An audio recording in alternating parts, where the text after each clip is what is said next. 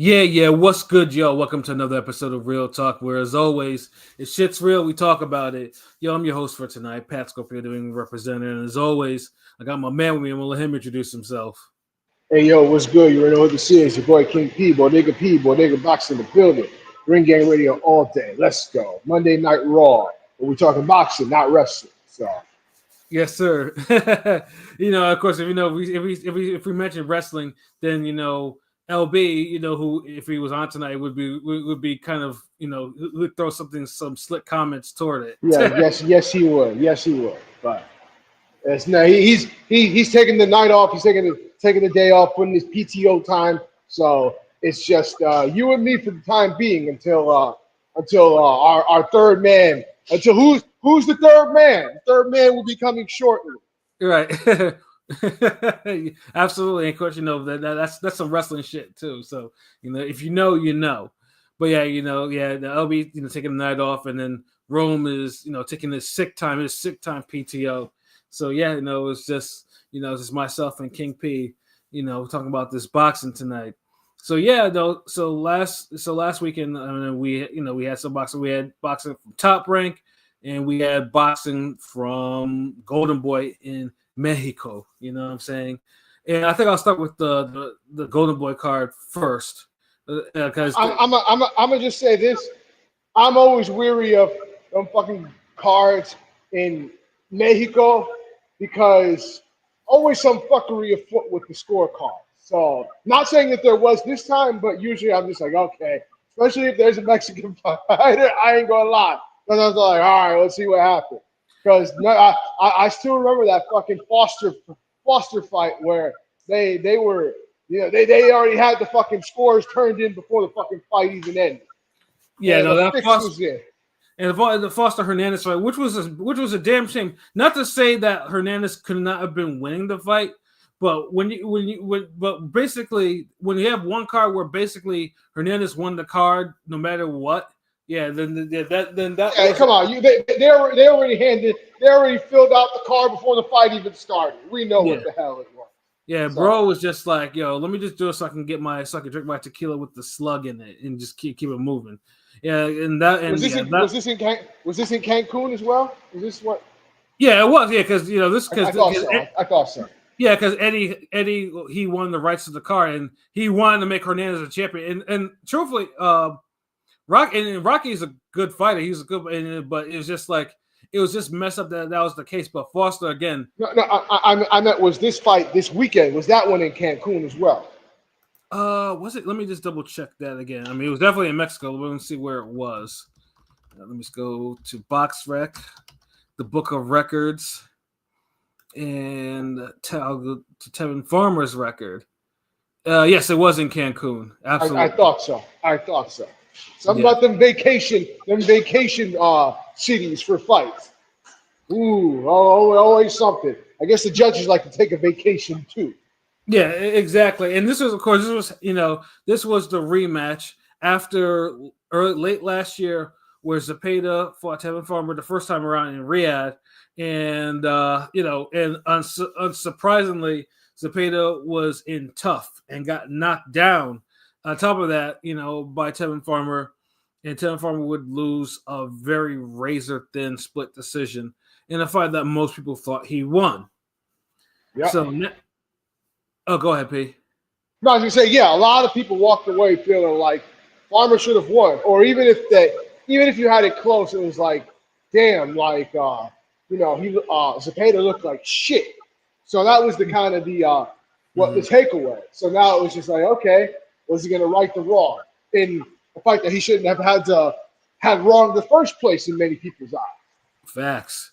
So now enter the Mexico card, where Oscar decided to go take his show on the road into Cancun.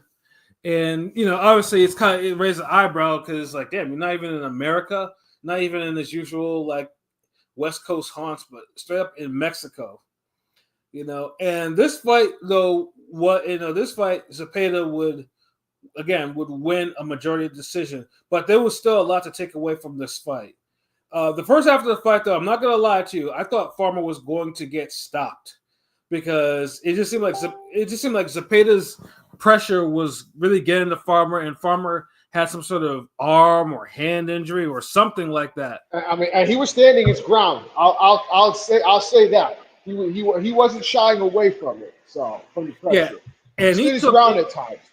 And he took some hellacious body shots. Like, good lord, I was like, how's he taking these body shots? Like, how's this even possible? Because I mean, Zepeda, for his faults, though, knows how to land some body shots. And I was like, how did he not go take a knee? And it really looked like that Zepeda was going to stop him, or Farmer's corner was going to pull him out of the fight because Farmer wouldn't sit down in his corner. He was standing. It was just everything. The body language was just telling me that Farmer was ready to. Yeah, he was very fidgety. Like he seemed very restless. So I didn't know what to think of it, but I was like, all right, let's see how far he can go with this. Yeah, but in the second half of the fight, Zepeda's pressure, his started to subside a little bit, and Tevin started basically picking him off like uppercuts, counter punching off the ropes, a lot of different things, and it was just like, okay, like Tevin has some life. Tevin is showing some dog, and I think there was one round in there where Tevin, I think, staggered. I think was it the 10th or 11th round? Like it was late. It was very late where he buzzed him. I was like, oh shit! Like Zepeda was clearly buzzed. Yeah, he was. And I was just like, oh. And then in the 12th round, Tevin scores a knockdown, and it was a knockdown. It's not a slip. A knockdown that wasn't called a knockdown.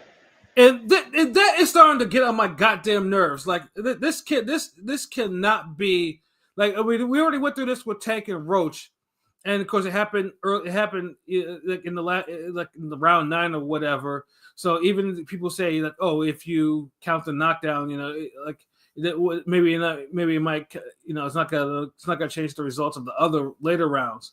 But this one happened right in the 12th round, whereas even so, if you go back to score the knockdown, I mean, this is a knockdown that definitely affected the fight.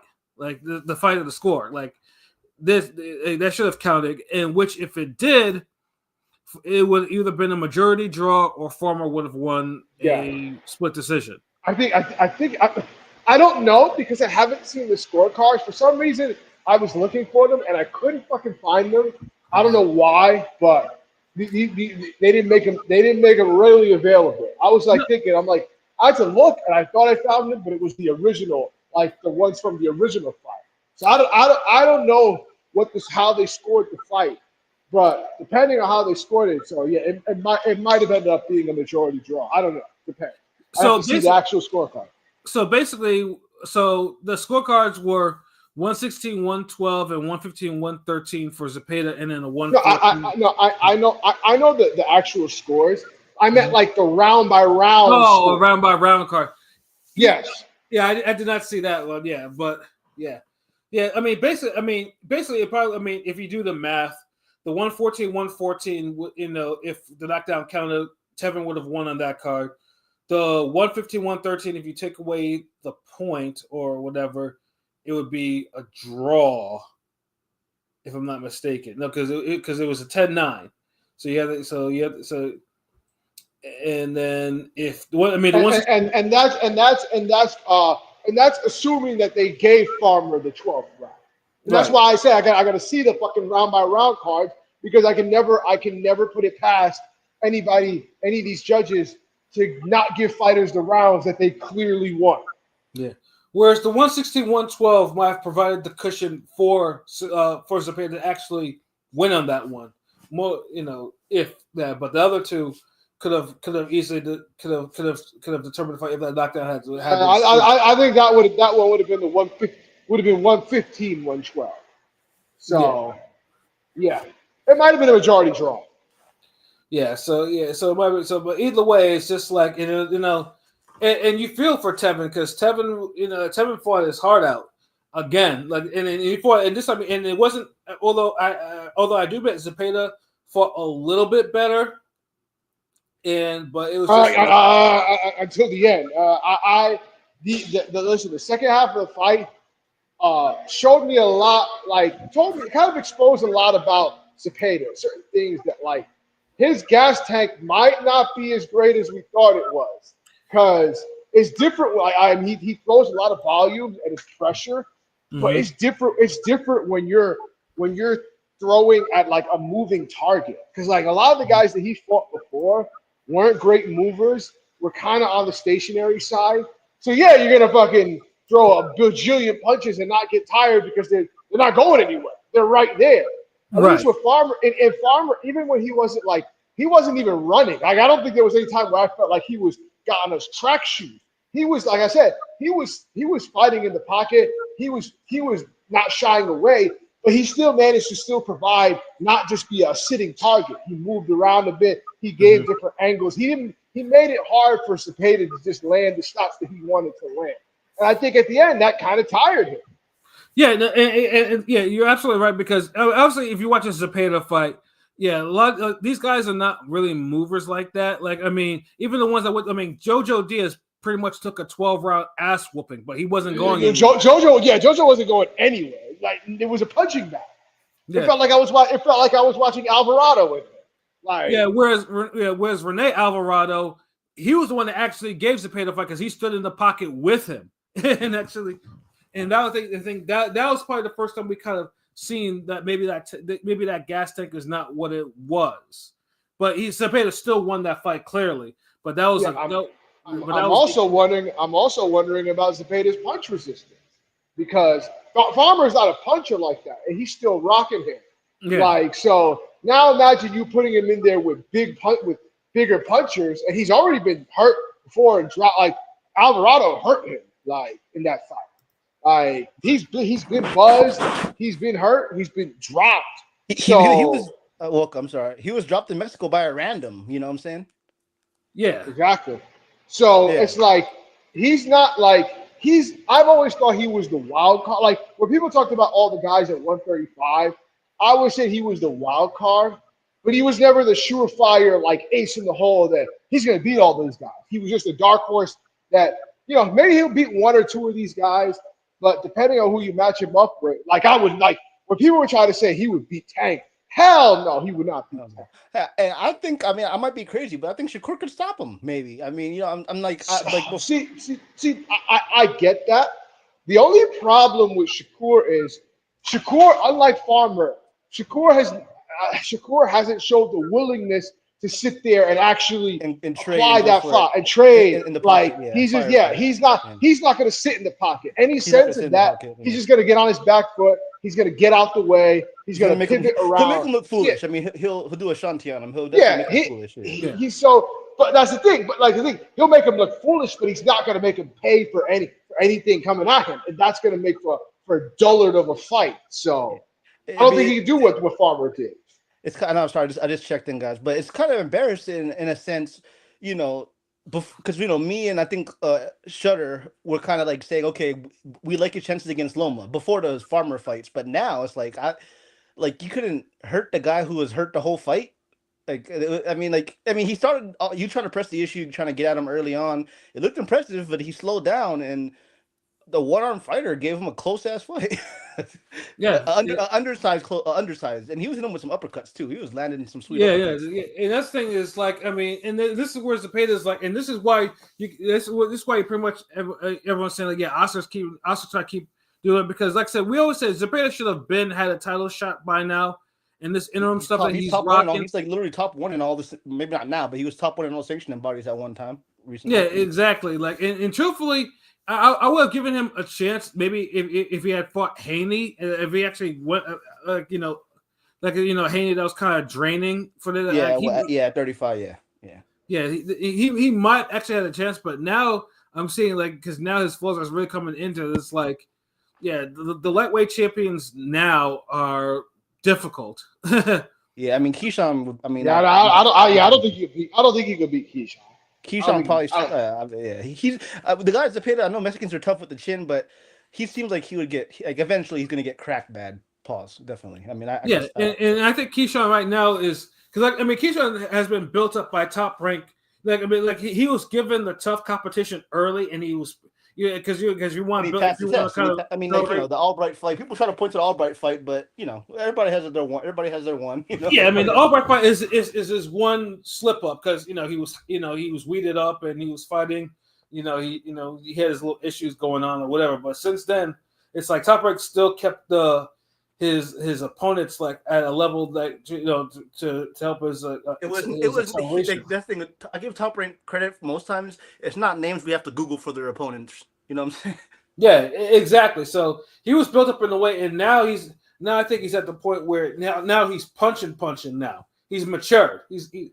Yeah, I mean, he's in the camp with Bud and Bomac and all them guys. You know what I'm saying? And he's shown his improvement. Whereas Zepeda, he's just shown the same thing over and over, and it's like, yeah. I mean, like I said, like the one trick pony shit. Like, I'm not saying it's work because Zepeda has good lightweight wins, but now it's getting to the point where now he probably needs to get his title shot now before someone upsets him because someone is I thought he'd move up eventually because he's kind of big for the weight, but maybe that could be an issue. I don't know, but he is who he is, I guess, right?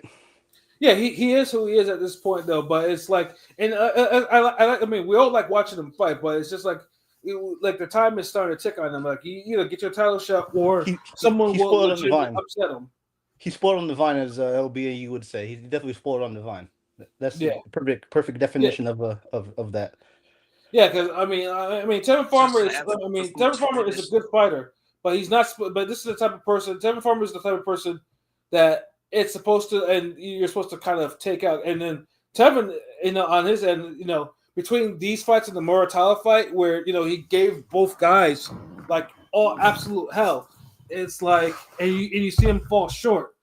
No, he's a warrior. I mean, shouts out to Farmer. He's a fucking warrior, and because I mean, he got knocked out his first fight, his first time in his career, and he's like he's the guy. I don't know if him or he got the belt before Herring, I think, right? He's like that guy that had some struggles early on in their career, and ended up winning the 130 title. With him, there's him, Roach, Oshaki.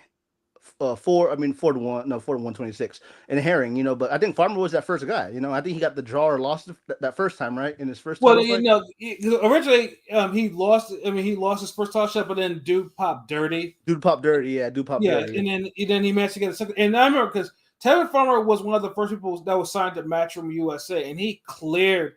And I was there when he scored his actual lone knockout in a title defense. I was right there when he did it, and I was amazed that I was there to witness that. But Tevin was, I'll say though, Tevin was about business. Like, he cleared his Matchroom contract, like quick. Like, it's like, I have a mandatory, I have another double mandatory, quick. Yeah, let me fight them and I'll beat them. And he cleared to the point where he was able to go outside of Matchroom if he wanted. And the only mistake he made was not pursuing the tank fight and then going the tank shit, and then going in the ring with Jojo Diaz, who Jojo Diaz did beat him, like really beat him. So it's like, but Farmer, but this comeback he's been doing, like you want to see him, like he deserved the victories in these fights. I know. I know. Arguably, I figured in Mexico, even though the cards took a little while and they were closer than I thought, I knew Zepeda was going to win that, even though it was pretty close in terms of score. Scoring. I mean, it's not as much as a robbery as the first fight was, but it's one of those ones where you think that Farmer did do enough to win, but it's like, but then like there was the first half of the fight where Zepeda did dominate clear. So Zepeda busted his load. Pause. You know what I'm saying? He kind of just Zepeda just needs. I mean, Zepeda needs some new wrinkles, like I said, and then more than anything like that, he should really. Whoever, it doesn't matter who the champion is now. It's now or never, because someone is going to beat him if he doesn't take his title shot. You might as well just let it be Shakur or Keyshawn or no, it's WBC, so it is Shakur. So Shakur should be next on the list, for him. Like he just needs to make the fight, and just if he loses, he loses. But yeah, it's you either lose to Shakur or you lose to someone that you're not supposed to lose to. So, but overall, it was a good fight, though. I mean, Like it was it was probably to me the best fight of the weekend out of the both cards. I enjoyed it a lot actually. Just in terms of like fight quality, huh? Okay, Yeah, fight quality. Yeah, yeah. It was a competitive fight for sure. Yeah, it was. So yeah, I definitely enjoyed it, and just want to touch briefly on the other fights on there. I mean, Collazo, obviously, I mean, unfortunately, Pound for pound, he's low-key a pound for pound fighter, I think. He is. Oh, yeah, but, he's a hell of a fighter. But unfortunately, minimum weight or light flyweight will probably never get the respect it deserves. Especially, and even though Collazo is probably, I think he's like one of 2 Puerto Rican world champions in boxing today. Yeah. But Collazo versus Mini Pac-Man, make it happen. Rosa, a huge body Rosa. I like Rosa, right? Yeah. I still want to see it. So yeah. I think, I mean, he's hitting hand. I like to see him move up a little bit. I don't know if nobody's really at 101. Would he be 108? Right? He'd move up to 108 or 112? Yeah, it would be 108. That's That's not flyweight. That's yeah. I mean, I don't know. I know that they're smaller guys. I don't know how they can handle it. But I like to see how he can move up in weight. I'm not sure how old is Collazo, but I like his talent. I think he's young, but he's young. He punches hard for a guy. Yeah. No, he be cracking. He's cracking. Most of those a lot of those times the smaller weights, you don't see a lot. You don't see a lot of that. You don't see a lot of that. But that body work in that fight was crazy. Yeah, I mean, dude is cracking at that weight. So yeah, I mean, I definitely. I mean, Duke could. I mean, I can see Duke definitely do get up to 112, 115 even. But I guess 115 seems realistic. Yeah, and then I know, however, there was definitely a scare with Vale and Esparza. I missed that one. I missed that one. How'd that go?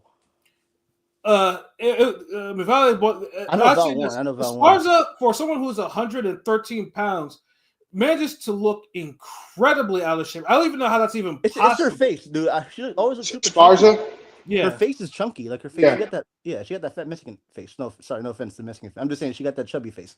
That's like she's 5'3", she's 113. Like she should be like toned, but she's like, I don't know what it is. Why she the female MJ Akbadali. Like both short, tiny people, and they both they're always fucking out of shape all the time. Yeah. But just off pressure alone, though, she gave Vale a lot of trouble. Like in terms of because Vale could have hurt her at all. So here's my question. In regard to that fight. I assume they're lining up Vale versus Fundora. Based on what you saw, Fundora wins her fight coming up. Would you pick Fundora? They're in the same division. I think I think they moved up. So I don't think I was gonna say I don't remember her being in the same division as Fundora. Well, I just assume that they're one division apart. So I assume Oscar wants to make that fight. I think Fundora fights at. I think Gabriella fights at 118. Damn, really? Okay, I thought she. Yeah. Okay. 118 or what you? Okay. Yeah, I thought they were closer on weight. And from what I saw, I don't think Oscar would move her up 2 divisions because Fundora punches at that weight, and she had a hard. Yeah, no, she'll get chalked. She'll get lined and chalked up. For some reason, I thought she was fighting at 112 or something. Okay. Yeah, no, she's fighting at 108, but Esparza was 113. She was overweight. So and Vale had a hard time hurting Esparza. So there's no way in hell that fighting Fundora is on the menu That's not a thing at all. I would be betting on a KO all day every day if that happened. That makes sense. Yeah, no, but then like I said, that Golden Boy Mexico, it was entertaining though. Shout out to Joselito Velasquez too. I just want to get his fight. That was a scrap too. So yeah, Golden Boy. No matter what they do, Golden Boy has lost a lot of talent for their various reasons, but they know how to put cards. Yeah, they know how to put on a card. That's true. That is. They're accidental cards. That Neri. Whole Venetian card, was a fucking amazing card. You know what I'm saying? It's the cards aren't supposed to be good are always good for them. It's kind of crazy. Yeah, I definitely have to give it to Oscar and his matchmakers, because with their talent, they shouldn't be having that type of entertaining contest. But yeah, it was incredibly entertaining. And I was definitely entertained by everything. And then we go to now the top ranked card, with hit or miss for me. Hey, no, shut This card was hit or miss. I do want to say I'm happy that the 3 Americans got knockouts. That's all I'm gonna say for that. So, just to go. I mean, I would say it's Tiger Johnson. Like he, because I mean, for a while he's been like mid to me. Like he's been fighting mid. I mean, he's still mid to me. Yeah. But I mean, it was impressive. I mean, he had an impressive performance. He fights like a Devin Haney Jr., but he showed out. Dude, how many times are you gonna have to fucking put the training wheels back on him? Take it off, put him on. Take it off, put him on. He's on that. Yeah, he's on that Jahai. Like I feel like if his next fight is close, he's gonna get Jahai Tucker. Like he might not get a bro. Just shit or like figure out what you're gonna do with him already. Just shit or get off the pot. But his trainer was doing a good job. Like I was listening to the fight. I was at work watching it. But his trainer was Prem, I think his name was, whatever. He was giving him some good information, good stuff, just corner advice. So yeah, I mean, he was, because now Tiger Johnson, he let his hands go, and he beat Castaneda is not a guy that's easy to stop, and he beat. Yeah, no, I mean he almost knocked out Sims. I felt like he was giving Sims trouble. Sims couldn't stop him. Castaneda's a fighter. I remember him on it was him versus Moran on that Pro Box Last Chance shit. And I think Moran got him. Yeah, Moran got him by knockout, and Castaneda was like he does some floor work or something, and felt kind of bad for him. I'm like, damn, his career is over, but he's still doing his thing. I was saying Tiger's the guy. My bad. Yeah, no, again, because he knows he's known to give fighters good work. So yeah, I mean, he earns a good living that way, and then he eventually he will cause an upset every now and then. I will say, Tiger, he did fight at 147 when he first got on, and then he moved down to 140. And I remember Tim Bradley had him on that prospect double stamp list for a long ass time. You know what I'm saying? Like kind of like the Black Joey Spencer type shit. Yeah, dude was on his homerism shit. Yeah. But I will say he did. Like a guy like remember Rohan Polanco already lapped him. You know what I'm saying? He already surpassed him in terms of that it seems like everything. But I will say that was a good, a promising performance for Tiger. We'll see what's next for him. Hopefully, he continues off of that for sure. Yeah, and then also too, like I think it's time for Top Rank to step up Emiliano Vargas. Like, yes, we get it. Like, dude is flashy. Dude hits hard. Facts. Yeah, I agree. I agree. His father reincarnated in certain aspects.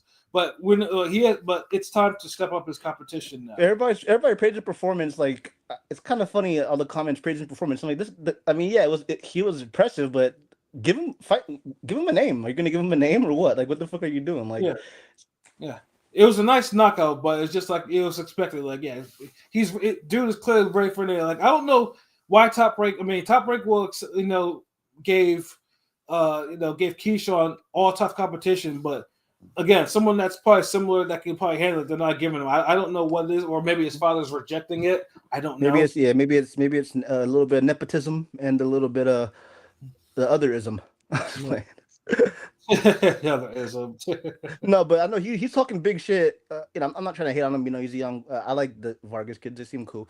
But he's hitting on Keyshawn, talking about all this stuff. I'm like, Keyshawn got his sisters singing the anthem, got his brothers on the card. Like, what are you talking? Like, what do you mean you got more emotion than him? Like, I know it seems like he's just trying to clout. He's trying to clout chase off Keyshawn. He ain't never. Yeah, I mean, he's trying. Like he said, he got more money, but that's what it is. I mean, that's just boxing shit. Niggas just be They talk.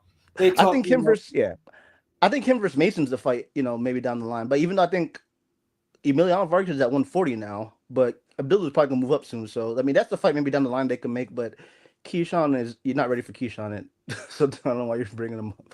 No, but one person though who I'm kind of concerned that is Tszyu. Now I'm not gonna Tszyu like he showed out against Vivas, and Vivas though I'm not concerned. Because clearly dude is labored, like he's draining himself to make this weight now. Like it's clear. But he was effective, but it's clear. Like I don't know how many times he's gonna be able to drain himself. Like it's time for Tszyu to get a title shot, if that's the case. I think he still has a couple of fights left in him in 126 before it just But I agree he's gonna have to move up soon. But I think he has another fight or two left of like quality fights where before the weight drain just becomes unbearable.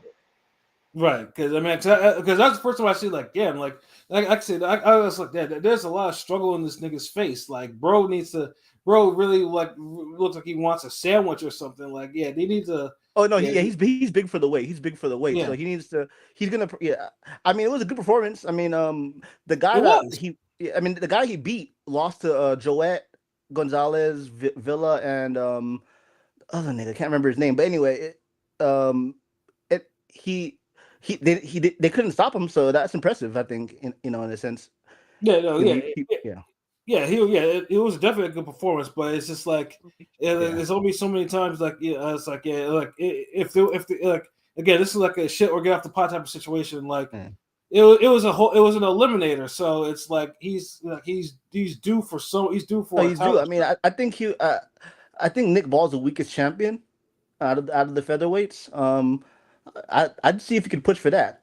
To be honest, if not, move up to 130, bro.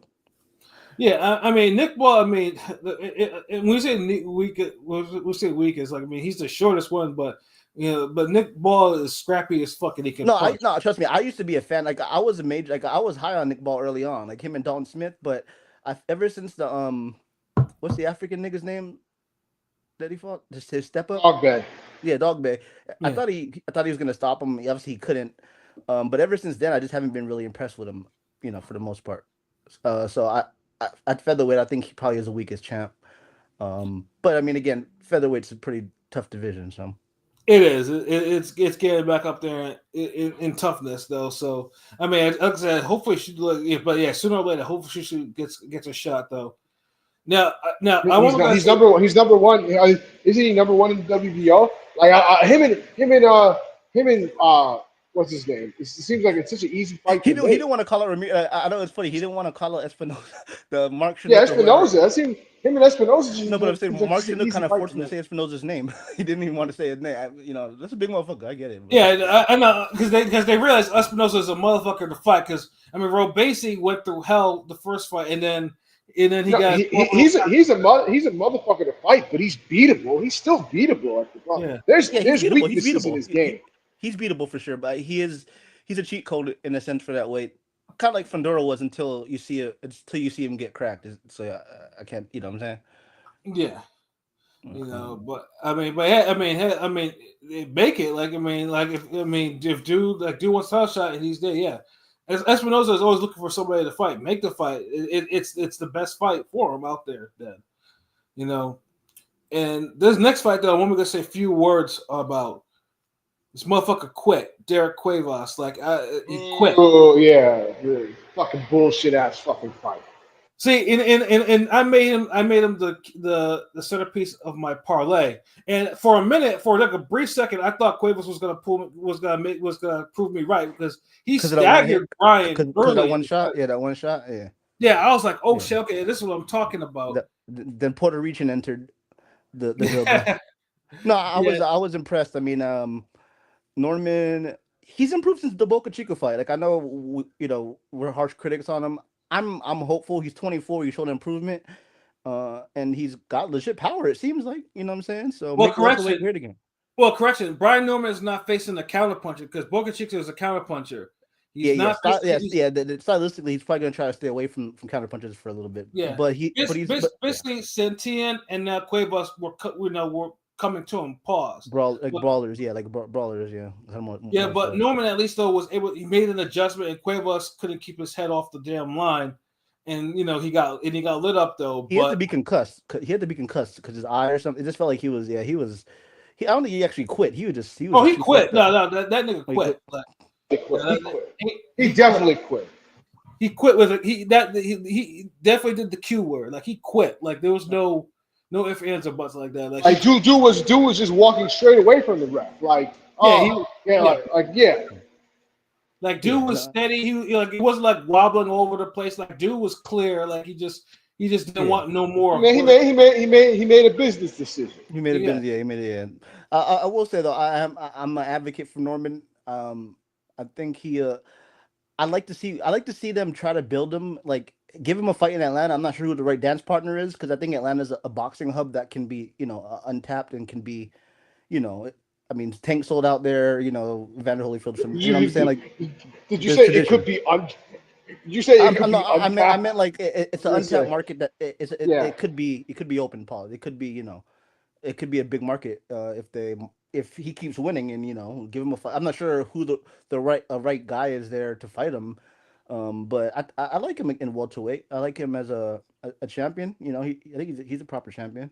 He's Well, a he's a, the rumors are going on right now. They might try to force a unification with Mario Barrios. I think So I think he'd beat yeah Ugh, I think he'd body ugh. Barrios Not and I not and night of the living mid. I think Sure. I think he'll body Barrios, but I will say the Sasaki fight. I think he would knock out Sasaki too, but I wouldn't take the fight in Japan. That's all I'm saying. I know it's big money, but I don't know if you want to risk losing out there. I mean, keep in mind the only reason why we're not getting Norman versus Boots next weekend is because this motherfucker thought 1.6, 1.7 wasn't enough for him. He wasn't ready, dog. I'm not gonna argue with you, but I just know he played a long game. He wasn't ready for Boots. Now the long game is basically if he fights in Japan, he's the champion. He is gonna get paid. That's the thing. Yeah. And I think Sasaki got killed by Hiroka, so I would pick Norman to probably beat him, but um I just it's a big opportunity. Probably it makes Japan look how Japan treats foreign. You know what I'm saying? Yeah, Japanese fans treat foreign, so I can see why they take it. It's a good fight. The guy is Sasaki is pretty high up rankings too. But I would say build your brand in Atlanta if you can. Like get a fight in Atlanta.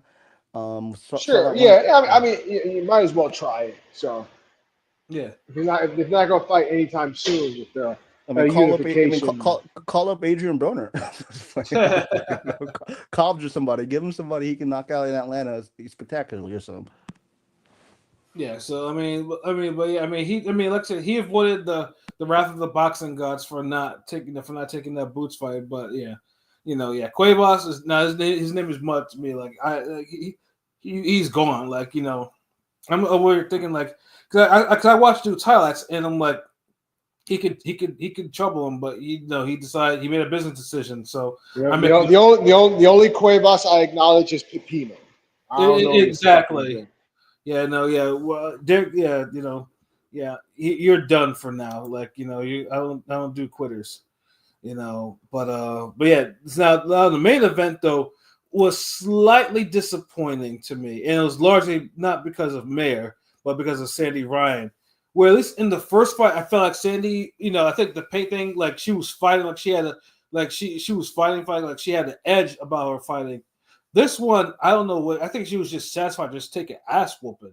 I don't I know mean, if that was. it kind of just felt like a continuation of the fucking second half of the first fight. If I'm being honest, like Yeah, I don't know, it just didn't feel like that by that point. And I felt like Mayer already had her down, like yeah, already exactly. knew what to expect this time. So yeah, it was easier for her. Yeah, I mean, Maya though. She funny things too is Maya for the type of hard fights that she has. You would think that she would get at least like a knockdown or a stoppage on one of these bras. Like not like she fought hard against Ryan. Like and Ryan just seemed like she just went through the motions. And so yeah, so we didn't get like it was a cool fight, but it was definitely not. It's not definitely not the fight of the year level that the first fight was. Like, Mayer pretty much put hands on Ryan, and Ryan was like, it didn't seem like she had any, like, she didn't have a lot of fire in this fight, which was a disappointment in that. But yeah, though, Mayer, I'll say this though, Mayer though, like, she willingly puts herself in some hard fights though. But goddamn, she's got to drop somebody soon, like, knock somebody out or knock somebody down at least. All right, this is what I expect. I don't expect any more than this. So But she did her thing though. Like, she ran it back after the first fight, with the whole bad blood and K Karoma and all that, and she put her, she put her foot in Sandy Ryan's behind. So you gotta respect that. So I can't, yeah. Ryan is just like, if I hope maybe she either takes some time off or gets a soft touch or whatever whatever, to get her mind right back on business. But yeah, she was disappointed because I would have thought she would have fought with some real fire. But yeah, she got picked apart, and that was just that. So Yep, that was the end of her chapter. yeah. But like I said, it was a fairly entertaining weekend of boxing, so I can't complain all that much or whatever. I wasn't disgusted, with the exception of Cuevas Quinn. That was the only disgusting part this weekend because I made him the centerpiece of my parlay, and he couldn't even give me at least. I mean, he could have at least knocked the guy down at least once or something or twice to really get my hopes up. Dude felt he had one good moment and then quit. So yeah, no, fuck him. So this coming weekend, there's actually plenty of boxing. There's boxing on ESPN, there's boxing on PBC on Prime, and there's boxing on DAZN, as well as as well as a pro box card. So the kangaroo is back this weekend, right? Excuse me? The kangaroo is back this weekend, right? Yes. I wasn't sure. Yeah, so yeah, let's see, which fight should I do first? Oh yeah, the one that makes me that's caused me alarm, the one on DAZN. Yes, we have two heavyweights now that are both at the crossroads of their career. Well, one fighter is, the other one might be if he loses. We talk about Joe Joyce, formerly known as the Juggernaut, and Philip Hrgovic. And this fight, both these motherfuckers is John. Just pack them off. Like, loser leaves town. This is definitely a crossroads fight. Yeah, because Hrgovic though, took his first loss against Daniel Dubois in a fight where dude got chopped up and he got worn out. Like that, Dubois. Until the Joshua fight, that was Dubois' finest performance. Like Dubois found something in that big baby fight and just put his foot in Hrgovic's ass. Meanwhile, Joe Joyce, I don't think. It's a shame too. Dude has two of the best victories that a heavyweight could actually have in boxing today, and he's out here losing wars to Derek Chisora. Like that doesn't make any sense. Like that might have been like I don't think I like that fight. I don't think I haven't been that disturbed by a fight since watching Kalnaki absorb 300 plus punches from Ariella over 12 rounds. Like really absorb punches. And this is coming from, Joe Joyce. He gave Dubois first loss, and he knocked Joseph Parker the fuck out. And then he fights Zhang twice, and then he realizes that you can't walk through everyone's punches. Well, those Dubois and Parker fights feels like ages ago, right? They do, and dude has like 20 fights, but it does seem like it's been ages ago, And it's always like, and even the Parker fight too. The Parker fight. Parker hit him with a whole lot of shit too, even before he got KO'd. But but now it kind of seems he's just like Hurd now. Like these fighters, the fighters that move forward, you got to enjoy them for as long as they last. Who you talking about, Mafia? Who you talking about? What was that? The heavyweights. We're talking about Joyce and Hrgovic. Oh, that's like the Patrick Ewing versus Akeem Olajuwon in 2001 meme. The picture. God damn it! That's a good fucking analogy. God damn you! Yeah, that's what that is. But more than likely, Hrgovic is gonna fucking body him bad. But we'll the odds are for pretty much. The odds for Hrgovic to win by KO was minus 115. So they're expecting that, and even more because I think I posted the interview with Joe Joyce in our chat. And it's like 9 minutes, and you can clearly see that Joe Joyce is, he's a part of GG's. He sounded like he was in La La Land. He's a part of CTE squad, Jeezy. CTESPN. Yeah, like I said though, I was like, you hate to see it. I know people say he's always talked slow. Joe Joyce has never really talked this slow like before. Like he's done more than enough like interviews, like in the days when he was on the PBC card and stuff like that. He would do the interviews. He wasn't talking slow. like he does now. Like remember that moment? Remember that there was a viral clip that went where he forgot his thoughts. yeah, Like like a little, dude froze. it Like was like by the ringside, and he was talking, and he just kind of forgot his thoughts, and it was an awkward blank silence for a few seconds. It's not yeah, funny. It's unfortunate, but it was kind of funny at the time. yeah, and then you see like his face is bloated. Like he's not shaving. Like there's something off about like there's something off about him now, and he sounds delusional too. And this is the shit that it's like, oh Lord, like, and I get it too. And on top of that, he's 39 years old. So that's even a double whammy too, because he's taking a lot of punishment and he's almost 40. In fact, I think he turns 40 this year. So it's like, yeah. It's unfortunate because he started his career late. He was trending upwards. I mean, it's funny. He was the guy that fucking I don't know, maybe mention it, but he stopped Dubois and Parker. I mean, he was on top of the world in a sense. He was, but Zhang ended that. yeah, and it's just like, I mean, I get it. He wants to become champion. He had an interim belt, but he's got to make money too, right? I mean, and that's probably money too. Now yeah. at this point, it's not for a championship. It's probably for money because his championship goals are long gone from after the Zhang fight. I feel like, and Chisora beat him, right? Was that? Didn't Chisora beat Parker? Oh yeah, that's what I'm saying. That was fight. I said that was a horrible fight to watch.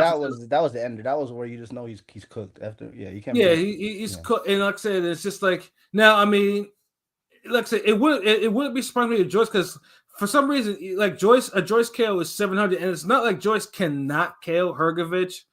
It's just like but it's one of those things. Is like it's not a long shot, but it's not a likely shot. And I think that's probably the best way to kind of put it. Because like part of me is like me being a judge. I was like, I want to go put. Now I don't think he won't win a decision. I don't think he'll do that. But I can't put it past Joyce not knocking out Hrgovic.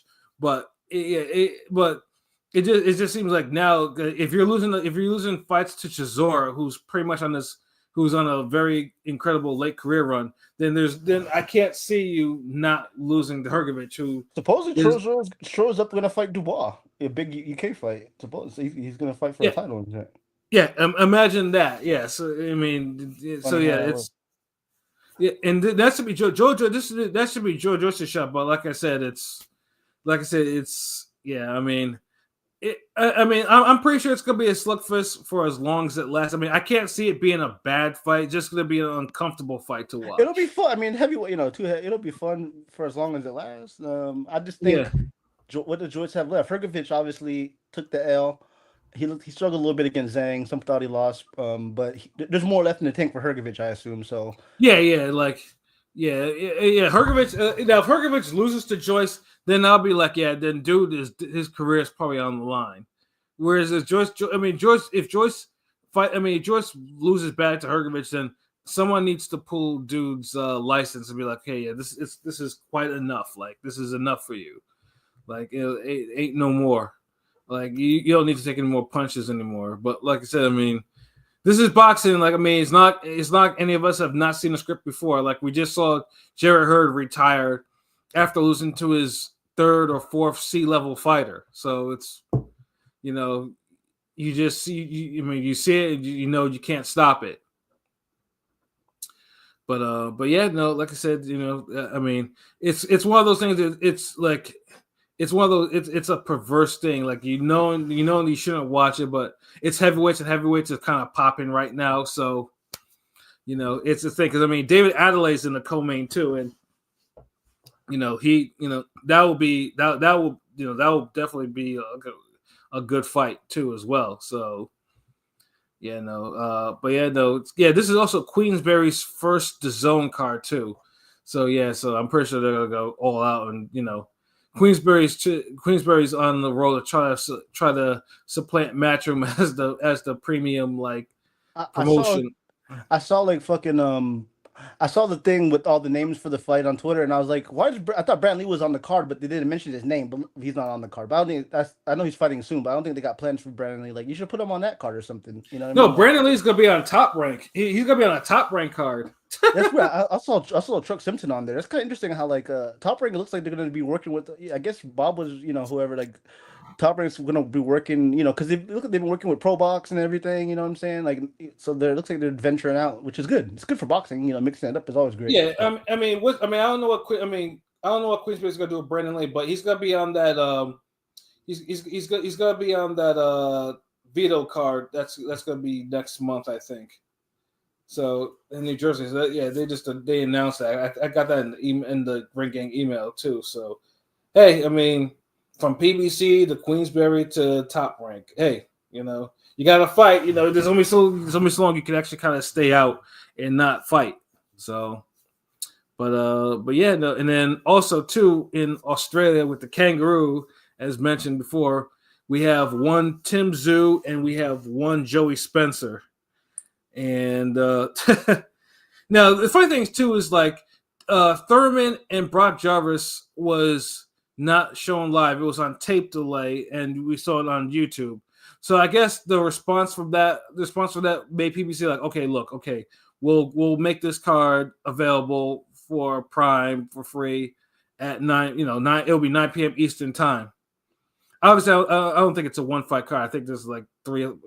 There's going to be some other fights on there, but really the big thing is just how much is Tim Tszyu. Did Tim Tszyu recover from the Murtazaliev or Murtaliev? People call him Murtazaliev. Yeah, I know, bro. I'm just saying the murder nigga, the murder. Oh yeah, nigga. Murder. Yeah. Did he recover from that? And then Joey Spencer, and as Pilot has mentioned so many times, dude fought on a Salida Promotions card. And bro, if Tszyu can't beat this fucking can, then he's done. Right? Yeah. Come on. I understand he might be damaged goods from the past couple of fights, but he shouldn't be that damaged goods that he struggles with Joey Spence. Like there's a level. There's a level here. Yeah, and it's funny too because finally they actually put the lineup because it's like yesterday there wasn't a lineup. So let's see what we have here. So odds are basically the money line has Tim Tszyu as a -650 favorite, Joey Spencer plus 450. Tim by KO -140, Tim by decision plus 190, draw plus 2,000, Joey to win by KO plus 750, and Joey to win by decision plus 1,200. Unless Costia's son is completely toast, completely cooked. I can't see it. Yeah, I think he'll knock him out early. Even if he is completely cooked, it should still be enough to stop Joey. Okay, well, let me ask you all real quick. If he goes to a decision with Joey Spencer and it's kind of tough, but he wins, is that a bad look for him? Yes. Okay. 1,000 times, yes. Yeah. Because he didn't stop Mendoza. I'm saying he didn't stop Mendoza, but Mendoza is tough as fuck. They've never been stopped fighting punchers. But I'm just wondering. I'm just saying because there's a chance he could lose the fight, Tim Tszyu. I mean, he could be done. So I'm just saying. I'm sorry, I do not see him losing this fight. I don't see it either. But it's boxing. I'm just saying. I don't. Yeah, I did, but when he didn't stop Mendoza at least is a tough guy. He took 12 rounds, of and he clearly won. Right. Yeah. And then on top of that, Mendoza at least has knocked out 2 champions in Fundora and Jason Rosario, and and he gave Jesus Ramos a hard fight too. So it's like I'm not. That's a little different. Whereas Joey Spencer. I mean, you saw his last fight. You've brought up his last fight more than any of us. Like you see Joey Spencer do that, and he already lost to undefeated random Mexican Houston guy. I mean Spencer is who he is. He's not very good. He shouldn't beat Tszyu, but he's a little less mileage, I guess. He's not coming off a couple of decent. I mean, he quote unquote wins, so he's so there's that. Because he got knocked out before that. I think he got knocked out before that too. You know what I'm saying? Like, so after he got knocked out by Ramos, he had to build himself back up. Fought a couple bums, I think, and had that fight. So I won't say he's completely out of it, but I would favor Tim Tszyu 95-5, 90-10. No, I mean, I honestly think he should get. I honestly think Tszyu, depending and now, unless he's running with some sort of new style that he's working on, like this fight should be over probably by maybe at the most 6. Like it shouldn't go past that. Like I mean, I wouldn't even be surprised if Tszyu knocks him out in the first round. I mean, there's money to be made. I mean, He should. I mean, if Tim Tszyu's back, he should do it like he did the guy Campo. I mean, if he should do it like first round, because that Campo fight, was a guy that was tough. Spence body shotted him, KO'd him, but in one round. But he did get him out. So if Tim Tszyu's back, he needs to knock him out early. Yeah. And truthfully, I might even put money on Tszyu get him out in 1 or 2 because that's like plus 2,500. I was like, I might as fucking well. I might as well give it a shot because like I said though, Spencer. I mean, I was never a fan of Spencer when this dude was at PBC and he was being called the Rookie of the Year and all this new Prospect of the Year, all that bullshit. And he wasn't winning the motherfucking fight. So it's like. If Tim Tszyu needs to get back to where he needs to be, Spencer needs to be out of there early. Like if it goes 10 rounds and it was Tszyu's winning like 95, 94 or some shit like that. So it's 10, not 12. It is. I think it is. Let me just. Yeah, it's 10. Okay, but this fight will show us. All right, then I give it. I 4th round KO. I'll say 2 or 3. I'll say 3. Yeah, I mean, I think Tszyu can get him out there by 3 rounds, by the 3rd round. But this is just basically now seeing what Tszyu has or what Joey Spencer doesn't have, or both. I mean, like I said, I mean, I'm expecting a spectacular knockout, and hopefully that's what we get on that. Yeah, then, I'll be waking up hopefully to a good news because I ain't watching that shit. No, it's at 9 p.m. Eastern, bro. Oh, nice. Means, okay, nice. Okay. Yeah, which means it's like 6. Yeah, like you'll be able to watch it. Yeah, it's not in the middle. I mean, obviously in Australia it'll be tomorrow in Australia. So it's like it's because it's like 16-hour difference. But yeah, no, it's here. Since PBC is airing hopefully Thurman Tszyu, what should have happened is the same time. Yeah, I mean, of course if Tszyu wins, then we get Thurman. It better fucking be, to be honest. You know what I mean?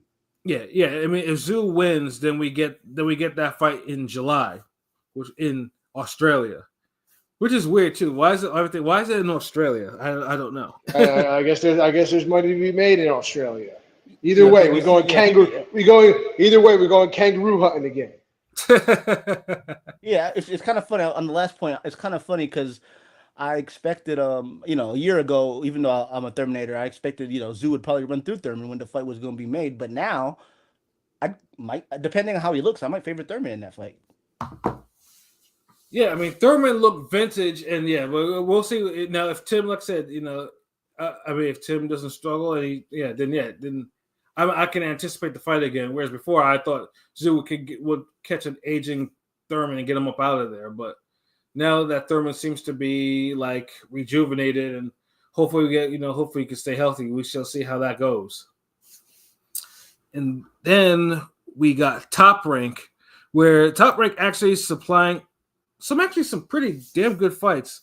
Of course, now the main event, of course, is the step up for Richard Torrez Jr. to face Guido Vianello.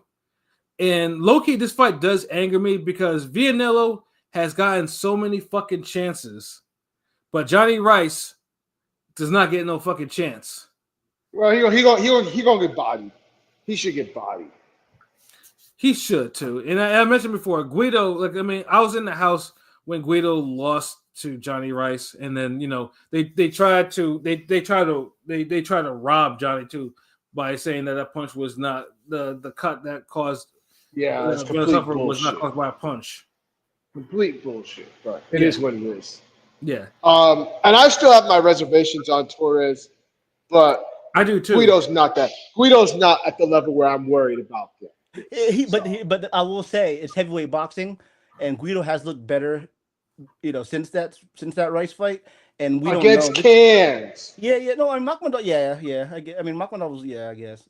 But this is somewhat his true step up test, and me as well. I feel like I always felt like because I also saw Jalalev knock him out cold in the Olympics or amateurs. That's Jalalev. Guido is not but Jalalev. I'm just saying the way he fights, the way Torres fights and comes in, it looks like he might get knocked out eventually soon. So it makes it intriguing in that regard because his fighting style, he seems open for a knockout, but it hasn't happened because he's faced. Yeah, and truthfully, I thought Vianello would have gotten cut when he lost to Ajaba. I mean, that was a hard fight. I mean, that was a really really good fight. They threw him a bone with the Ajagba fight, and he looked good. I thought if he got knocked out in the Ajagba fight, they would have cut him. But since he showed improvement in that Ajagba fight, they probably kept him around. Yeah, but it's like so that's what part of the reason why we're getting this Torres fight, and that's Torres is like I said, because Torres to me seems like he should be a cruiserweight. Like I mean, because he's a small heavyweight. He's a really small heavyweight to me. I don't know. But it's time for Torres to get stuff. No, I agree. He's kind of a shorter, smaller heavyweight. But he's the only American hope we have. So let's go. He's compact for the weight. I'll say that. I will say, Usyk kind of conquering the division gives me hope that some of the smaller heavyweights can have success. You know what I mean? Since Usyk is kind of he's 6'3". I mean, he's on the smaller side, but I haven't come away feeling like he's too small for heavy. I mean, because he's not. I mean, I think because he's like in the 215s or whatever. Like he's somewhere around there, But he's a compact 215. Like he's not stringy or like anything like that. So I don't know. That's just me. Whereas Guido, because I've been around him, is a big fucking dude. Like so, it's like. But hey, like I said, I mean, I'm all for big for nothing, but whatever. Yeah, I still remember, like, I still can't forget the way, like, him and his peoples were staring me the fuck down. Like they didn't want they were not friendly. Well, at least Guido kind of like I think Guido kind of read me a little bit and just like okay, he's kind of harmless, but his peoples were looking like if I said I did the wrong thing. They would have wanted to throw hands with me. Like they were not happy. Oh man, but yeah, no. Guido. I think it, but I do think it probably is one of those Jahai Tucker type fights where if Guido gets knocked out brutally by Torres, then that's probably the end of his top ranked career. Top Rank will probably cut him. But I mean, basically, especially if he like. I mean, we'll see if he puts the cherry on top of Torres with the body. So we'll see. Yeah. So I mean, so do we think? So yes, I think he knocks him out. I think he stops him. 7th round. For some reason, I'm thinking this will go to the cards. This will be a decision. Like I said, Vianello, he's a hard. I mean, you can hurt him, but I think he's a hard guy to kind of stop. I think he'll actually take him to the distance. But I think Torres has a style to grind him down, pause, and get the stoppage. But we'll see. What about you, Pilot? I got let's go America. So I'm going with Torres for a knockout in 5.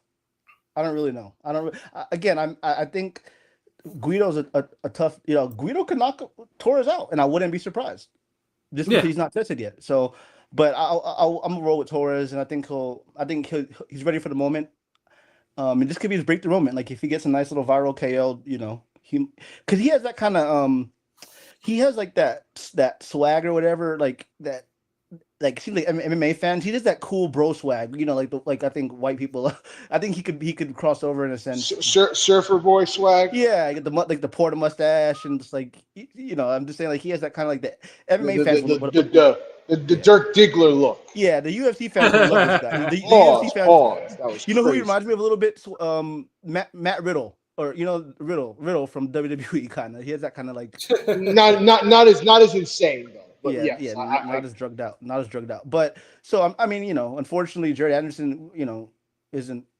We don't know. It's on limbo, so I'm hoping Torres can get a knockout and make a name for himself. I mean, because I will say, I felt like the three Americans getting knockouts was a good sign for Top Rank last week. And I think maybe they saw how Keyshawn got these knockouts, and now they're like some of these other guys like, okay, look at love Keyshawn again. I want to be like that. So I'm thinking Torres might do the same and get a. I think he might be ready for it. Yeah, no, like I said, it's a really good fight, and then the co-main itself is really good too. Actually, I'm actually surprised too. We got Lindolfo Delgado facing Elvis Rodriguez in the co-main, and actually a really great fight. Very, very, very good fight. Yeah, Delgado is still undefeated though, and Elvis has been looking a little shaky since he's come back to Top Rank. That's that Bone Thug song, Crossroad. That's a real good fight. And we'll figure out who's actually, we'll figure out because Delgado's a guy that's kind of like on the Barboza shit, where like you've been kind of like one of the stronger guys at 140 on your stable for a long time, but you haven't really got over the hump.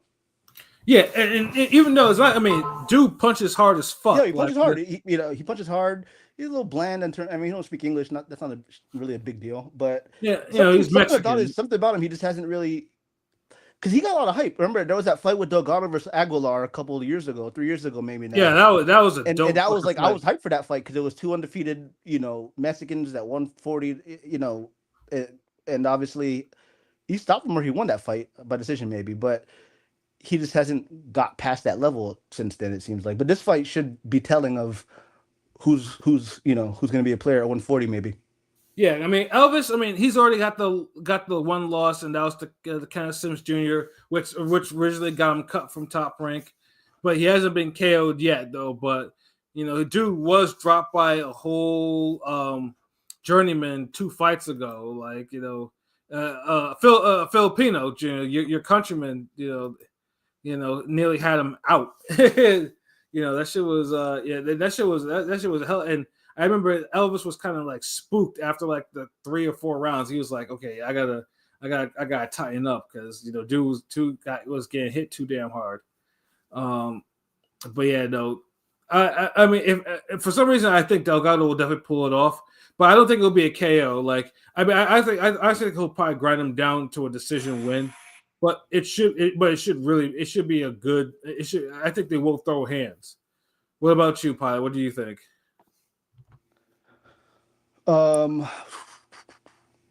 Yeah, this is tough. Mm-hmm. Give me a sec. I'll say Delgado's gonna win just because Elvis. He got dropped a couple fights ago. Remember that he got hit on the side of the head, and he ended up winning a decision. But that was surprising when he got dropped on that prelim. Yeah, the Filipino cat that was just mentioned. I think Lindolfo stops it. Yeah, I think Lindolfo might stop him, or we're gonna win a decision. I'll say decision just to be safe. I'll say decision for Delgado. What about you, P? Yes, I think Lindolfo stops him. Maybe a barn burner of a fight, but I think he stops him late. Yeah, I'm honestly, if this is the time for Delgado to make a star-making performance, it's this fight. This is the fight he needs to do because Elvis has not been stopped yet. And if he wants to be a player at 140, this is the fight that he needs to do just to go out and just make it happen. But yeah, this is definitely one of those fights. And then even then, they also have another fight. They got Abdullah May Sunday. Now Abdullah was supposed to face Giovanni Cabrera, but Cabrera I was really looking forward to that fight. Me too. I was looking forward to that fight. Once Cabrera pulled out, it just fucking took all the sales out of that. And it kind of like stopped some of the Abdullah not hype, but like the trajectory. You know what I mean? Because that fight is that guy is Cabrera been in fights with guys we know, legit guys we know. So, yeah. And that would have been, more than likely, I assume Mason was going to body him, and that would have been a nice way to level up. But now he's fighting. I don't even know he's fighting now. So it's like, Yeah, he's fighting Carlos Ornelas. I think that's how you pronounce it. And then the only thing about him is he actually lasted a difference with Rafael Espinoza, and didn't get KO'd by him. So it's like, I get 28-4, 15 knockouts. but it's clearly not Cabrera. This Cabrera is actually, he's kind of established as someone like, that would be a good victory for Mason. But I get it, you want me because they want Mason to be active, and I don't blame them. So yeah, for sure. After this, as long as he's staying busy, it's not a problem. I'm interested to see how he weighs in. Cause I know people talk about how he's Muslim, so he covers up. I think he might need to move up in weight soon. So let's see how he weighs in. Okay. I don't think it's the. Yeah, I don't know about all that. Yeah, I mean, honestly, because he's young. He's like 20. Like, I mean, I know. I've been around him enough times to like. I've never felt like he was too big for. No, he has a frail like build, but he has the same exact measurements as Boots and Bud, literally like 5'9", 74-inch reach. So it's like, I don't know. The last couple weigh-ins I've watched him, he looks like he's struggling to make it. So that's all I'm saying. He's not 5'9". All right. So Thursday or Friday. If something with the weight, I'm gonna say I told you so, P. That's all I'm gonna say. Yeah, I mean, I'm sure you will. Yeah, I mean, I've never gotten the drain. Like, I mean, look, he's 20 years old. Like, 20 years old, they can run on the treadmill for like 3-4 miles. He's still filling out. Pause. He's still growing into his body. So I don't think it's to that point yet where it's like, oh, he needs to move up. Yeah, I mean, like I say, we do can run 3 or 4 miles. I hope not. I'm just saying. I seen him. The couple of last wins were kind of suspect in the sense. So that's all I'm gonna say. So I mean, like I said, we do can run on a treadmill and lose like 5 pounds. Now, that's where he is right now at his age. Like he's good. Like, he can make weight. Like I'm not worried about making weight. It is more or less just to make sure that because he doesn't get chin checked unexpectedly. I think that's just the thing, but. He's still in the 20 fights, though, so it's all can be corrected. And then we also got Jahai Tucker on there, the one at top rank. They be trying to get rid of him. They be trying. Lord knows they be trying. But Jahai Tucker's been fighting. Dude has 9 lives. Yeah. Yeah, dude. Dave's like, no. We need like he's fighting a decent name. He's fighting UK cat Troy Williamson, who I think he had, he lost to Josh Kelly, but he was kind of had some buzz. So it's a decent fight. Jaha, Jaha. Yeah, Troy Williamson. I mean, I remember him basically on the old, on some of the older. Did Josh Kelly KO him? I forgot. It was a decision. I forgot. No, it was a decision. But I remember too. He knocked out Ted Cheeseman. Ted Cheeseman was probably the star of those Mandingo cards that Eddie used to have because. That dude could not avoid getting into wars. And I remember Williamson like knocked him out brutally. Like it was one of those brutal, it was a highlight reel knockout. And and like I said, so this is a good type of opponent for Jahai Tucker. Jahai Tucker can win this fight, but I wouldn't be surprised if Williamson also is that 160 or 154? What's it at? The weight? I'm pretty sure it's 160. I could see this being like I could see this being the best fight of the weekend. I mean, there's a lot of fucking boxing. There's like pro boxing. Other I mean, I think it's a really good scrap where Tucker just eats it. He just scrapes by. I mean, because I think Tucker got a KO his last fight. He's still up and down, Tucker. I know he started at welterweight, then he blew away, and which is why this is going to be the down. Well, I mean, I wouldn't say it's going to be the down, but it's going to be a tough fight. Wait, did Tucker catch an L? I know, or he got an L, right? What? Does Tucker has a loss? Jahai? Yeah, he has a loss. He had a loss, and he got the draw. Yeah, he got the loss and the draw. Okay. Yeah, he lost to Nicholas Flaws like a couple years ago. Yeah, he did. Yeah, Flaws was supposed to fight this weekend against Maestro, but he got that was a long time ago. Yeah, but then he got that draw, but then he got the impressive knockout, right? So it's like he's so inconsistent. So he's a wild card in terms of like we don't know what Jahai's gonna show up, I guess. Yeah, I mean, I was there in this last fight, like when he got the impressive knockout. So I was there. It was, it was good. But I think Jahai Tucker, I think now he fights that he knows his career's on the line. So this is probably so I wouldn't expect anything less against Williamson. Like he's gonna fight either like that or get ready to learn pro box, nigga. Get ready to learn pro box. Pro box or OTX, whatever. Yep. Yeah, just like Haven Brady, and the rest of them. and then that big giant motherfucker that they got rid of, the 6'9" dude. Oh yeah, yeah. Duke Reagan. Duke Reagan ain't boxed since then. His boring Duke ass. Reagan. I don't know what. Yeah, yeah. Yeah, he was so boring to watch, bro. I'm sorry. Like I was like, oh my god, he was boring.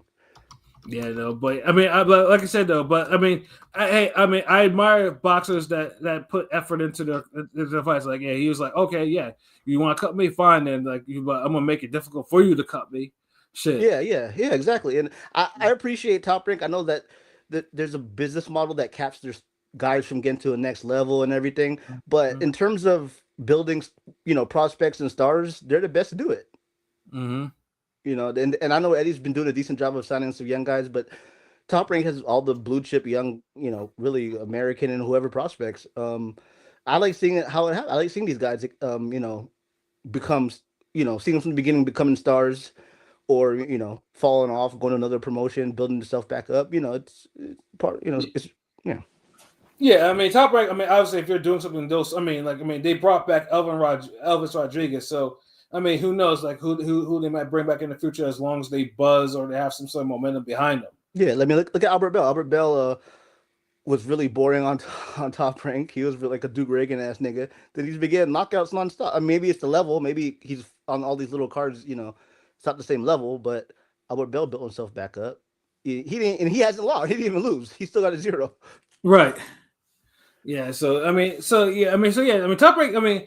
Top Rank is like there's some really good cards this weekend, but yeah, just to briefly mention the Pro Box one, it's a shame though that Flaws got injured because he was supposed to face I was looking forward to that, bro. Yeah, I was looking forward to that too. I was trying to see, because 147 is kind of heating up now. You know what I mean? We got Boots Ennis next week, Stanionis, and this one would have been three kind of somewhat important welterweight fights in a row, 3 weeks. Right, exactly. So yeah, I was really looking forward to that fight too, because Maestro is a whole fucking clown. And Flaus he beat my boy, fucking the guy that what's his fucking name? Oh my god, he had an impressive win on Pro Box against that nigga that beat Ramos, but he's a pretty good fighter, and Maestre fucking. Maestre, even though he had that fucking gift, he did body Trayvon Marshall, so he bodied that kid. So that might. I mean, low-key, that might have been bad matchmaking. that was too early. That was too early. Yeah, that was too early. Unfortunately, and probably you must be talking about Christian Gomez. No. Hold on, let me look it up. Or Luke Santa Maria. Santa Maria, that was my boy, dog. That was my boy. Yeah. And then Flowers just fucking bodied him. I was surprised. Yeah. Yeah, but Flowers though, he got knocked out by Boca Chica, which is the yeah. Boca Chica needs a spot back. Make welterweight great again, man. Make 147 the division. Come on, it can be there. It can get there. Get the 140 guys up. It can get there though.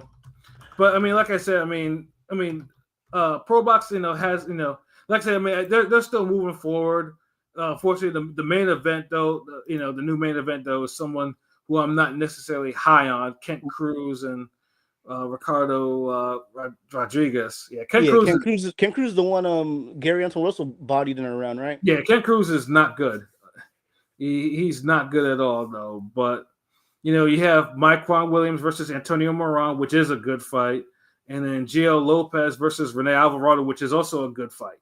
And then you have some old familiar names we just mentioned, like Haven Brady and Dante Benjamin.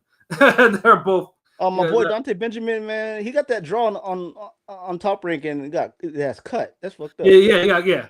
It sucks because goddamn, they're both. I mean, Haven Brady, we know why because dude had Brady, but I'll say Brady at least tried. He don't have the pop. Brady, I think he might still be with Bozianis, but Brady tries. He just don't have that pop. You know what I'm saying? I'll give a guy props if he tries. Like even like a guy like Kenny Sims. Kenny Sims will have pop, but his fights are entertaining because he goes for it. You know what I mean? Yeah, whereas Dante Benjamin had pop, but when he had that draw, they said no, this ain't good. Like you're out of there. that was crazy because I had not high hopes, but I thought Dante Benjamin, was gonna be decent at light heavyweight. He still could be, but yeah. But in that draw too, he should have probably lost that fight too. I didn't see that. I don't know if he lost or not. No, he still has his. He still has. He still No, has his but I'm zero. saying I didn't know. I heard he actually got a gift for the draw, but I'm just saying Yeah, I yeah, yeah. didn't He see he it, so did. I He don't did get know. a gift for the draw. I remember that one. He did get a gift. So yeah. So yeah. But yeah, like I said, there's plenty of boxing on for this weekend. So like if like say yeah, I mean just pick your poison. Real quick, let me ask y'all on before I don't know what else. Do we have any more topics? No, we're getting ready to get up out of here. Okay, But, real quick before we go, I just want to ask y'all in regard to Brian Norman, who on that Ryan Garcia Rolly Romero card, who would you favor the most to be able to move up? Because they're all 140, 147 pretty much. Who would you favor to move up out of all those guys? One name to beat Norman or give Norman the best shot to lose. Ryan. I see Ryan too, unfortunately, because the left hook. But yeah, how about you, Pat? I mean Ryan, because I mean like I said, because Norman has issues with counter punchers, and as much as Ryan, I think he lacks some fundamentals. That stupid left hook of his is like Yeah. automatic. And he's Dude been knows boxing how for to. 20 years. Yeah, he's been boxing for 20 years, so I think he has he knows how to box. But yeah, the fundamentals are a little off. But so yeah, and the left hook's crazy, and he's big for the weight. So it's Yeah, you know, so. yeah, and he's shown he's shown various ways of knocking people out with that left hook, or knocking people down with that left hook. Yeah. I mean, dude has stopped Duarte, who's hard to kind of hurt, you Yeah. know, and he's I mean, knocked you people know, out. He's knocked people out with catch and shoot left hooks. yeah. So it's like I know he's not a champion. I know he hasn't been a champion. But you know, certain guys that might have some flaws, like, and I'm just saying these names because it's similar in a sense. Tito Trinidad, Danny Garcia, that left hook bailed him out sometimes. You know, there were some flaws they had, but that left hook body dudes. So, you know, Ryan is in the same sense similar to that. yeah, you know, and that's the thing. But thing with Ryan, like I mean, obviously, like I said, you know, he's left hook though, but his fundamental. I mean, obviously, if the Haney fight, if dude had not made weight and didn't pop dirty, then yes, he would have gotten a belt, you know. But yeah, it's like I mean, who knows if I mean, and even then, the Rolly fight is for a stupid regular title, which shouldn't be at welterweight. WB welterweight title. It's so stupid. Yeah. Yeah, like it shouldn't be. But like I said, I mean, I mean, he would be the most. I would say pick. I mean, Teofimo Lopez can do it too. Don't get me wrong. That Teo Barboza fight makes me. That's a true like test of how of Teo in the future. I felt like if he, you know what I'm saying. And Haney, we got to see how Haney looks. I just think right now Haney against a puncher might not. Well, it might be a struggle. You know, struggle. Yeah, and then Ramirez would probably be the least. No, he's the second least likely. I mean, Rolly would get his ass beat. The reason I ask is just because I was watching the Boxing Voice and they were interviewing Brian Norman Sr. and the dad and the host Ness was like, "Hey, somebody wants to spar your son. Can I ask your son?" And I was like, "Who?" And it's a champion. And I was thinking either it could be Bachram because he's on the show sometimes, but it was actually Devin Haney approached Norman to spar, but Norman said no because potential future opponent. So that's right. Yeah, and that's cool. Like, yeah, that's not a bad decision to make though. But Ryan's left hook because he functions more as a counter punchy. And that's the type of shit he might hit no with some shit that he doesn't see. Yeah, so Tank being short really helped him in that fight. Tank being short much shorter than Ryan helped a lot in that fight. Whereas Tank functioned as a counter puncher and was able to cut. Yeah, so because he digged him in the body. You know what I'm saying? Yeah, exactly. But I think that's our show for tonight too. Like so I mean next weekend, you know, it'll be Boots and Stanionis, you know, and you know, can't wait for that fight, you know. But yeah, like I said, until then, you know, enjoy these the appetizers. Who knows? Maybe we might get a fight of the year from one of these cards. Who knows? But